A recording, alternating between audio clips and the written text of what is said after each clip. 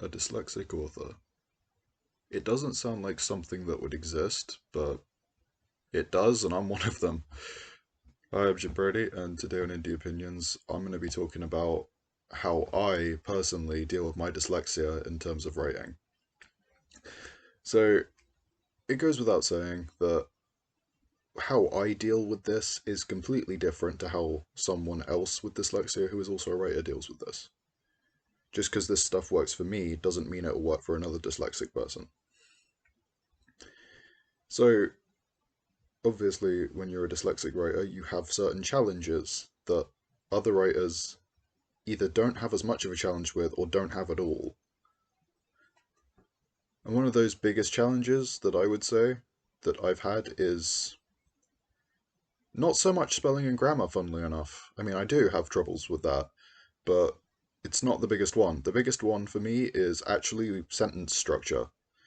And what I mean by that is what order I put words in a sentence in to make them make sense. Like, for instance, I took the dog for a walk or I walked the dog are perfectly acceptable, both are, but I dogged the walk is not. And I have done stuff like that before. Obviously not necessarily as egregious as that. That was a pretty extreme example. But I have done things like that where to me it makes sense personally, but then when I get someone else to read it or when I reread it, I'm like, that makes absolutely no sense. I don't even know what I was trying to say in this. But in terms of being a writer with dyslexia, first of all, I'd just like to say that if you're considering writing, but you feel like your dyslexia will hold you back, just do it anyway. Like, I know that it's probably not going to be easy, but you never know until you try, you know? And writing is can just start out as a fun little activity. It was for me at first. I didn't write with any intention of being published at first, but then I did, obviously. So even if like you have a disability that affects writing, you can still write. Like there shouldn't be anything stopping you, especially if at first you're the only one who intends to read your work. Because at that point, so long as you like it, it's fine. But anyway, what I do to deal with my dyslexia and like my issues with grammar, spelling, sentence structure, how I deal with that is honestly pretty simple. I've talked about it in a past video. I think in one of the last videos. It was from this season, so it was from this year of the episodes of Indie Opinions. But I get beta readers, and when I get a beta reader, usually the first thing I ask them to do is go over my spelling and grammar and punctuation. I don't even necessarily have to ask them to do that. They just pick up on it almost immediately that my my punctuation and grammar is trash, basically. So they go over it, they make notes, they go like, you're missing a comma here, you did too many commas here, etc., etc. And that helps for making it make sense to people, because more than anything, when you write a book, you want it to make sense to other people so they'll want to read it. Because no one wants to read a book that they don't understand. That's just, well, unless you want to read the Silmarillion, but even then, that's still kind of understandable. But yeah, in terms of other things that I do, I use Grammarly, which I know is not the greatest thing in the world for checking spelling, punctuation, and grammar. Like it's okay, don't get me wrong.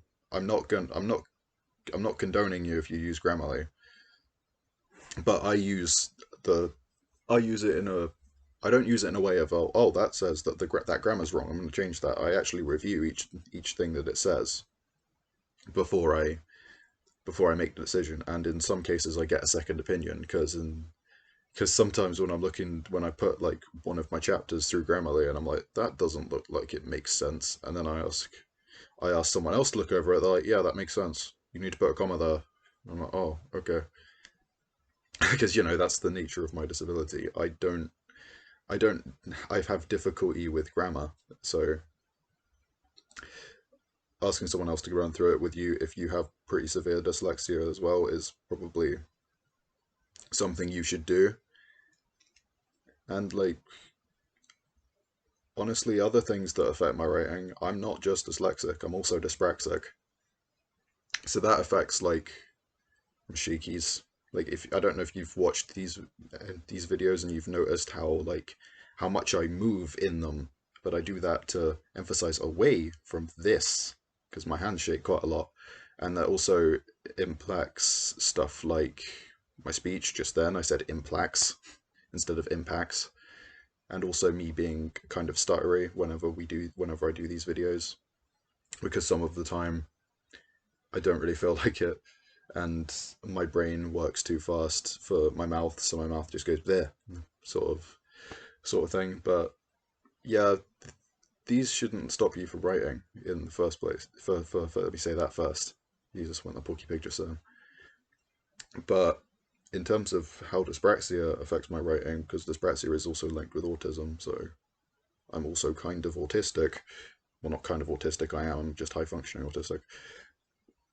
But in terms of that, I don't really think that really affects my writing too much. It might affect how I write dialogue. Like I might write, like I do focus quite a bit on body language whenever I write dialogue, and I feel like that's not something most people do because the body language is assumed. But I always put a big emphasis on it. And yeah, this is just how I basically made this video just to be like, if you feel that you shouldn't write because you have dyslexia or dyspraxia or any other learning disability that affects, or even cognitive disability or physical disability that affects how you should, whether or not people say you should write, that shouldn't affect it. You should just do it anyway if that's what you want to do. Is what I'm, in a very bad way. It's what I'm in an ideal world. I'd be a lot more clear than this, but I'm not. I'm me. So, and what I'm just saying is, if you follow like some basic principles, you can learn how to write better. Like stuff I've already talked about, like reading a lot. I read way more than I write, and I feel like that helps me in terms of, well, in terms of how my writing style, first of all, but also in terms of just spelling, punctuation, and grammar, because I see how other authors do it, and I'm like, oh, okay, I should do it like that then, and then it helps me, sort of thing. Because I mean, that's just how it works with anybody. I think if you want to be a writer, you should read at the same time as writing. But like, yeah, this is the season finale of Indie Opinion season 2. So if you have any ideas for season 3, please feel free to comment them down below, or message me on my Twitter, which will be linked in the description, twitter.com/JimBradyWrites. And I will be sure to do that, but because at the minute I have no clue what to do for the third season. Almost said in final. It's not necessarily the final season. It'll be the final season when I become traditionally published, and I don't know if that's ever going to happen. If I plan on making it happen at all, to be honest, when I run out of content. But I'd also just like to say thank you for watching this. If you've been watching this series and you've watched like all 20 episodes, then thank you. It means a lot. I've been trying to. I've had this idea in my head for like a year before I started Indie Opinions, like a year and a half ago. So I've had this idea for like 2.5, 3 years. But I was always too afraid to do it. It's good to know that I can do it and that I can actually get people to tell me their opinions on Twitter. I didn't ask people's opinions on Twitter on this because it's kind of a squiffy subject to be like, hey, what's your disability?